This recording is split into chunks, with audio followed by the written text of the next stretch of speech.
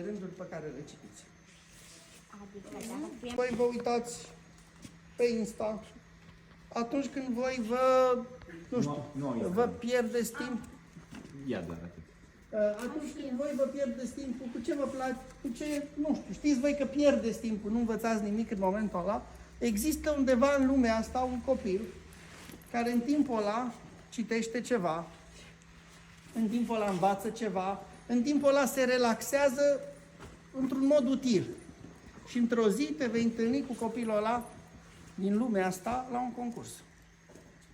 Și nu inteligența ta sau a lui va face diferența, ci timpul pierdut sau câștigat.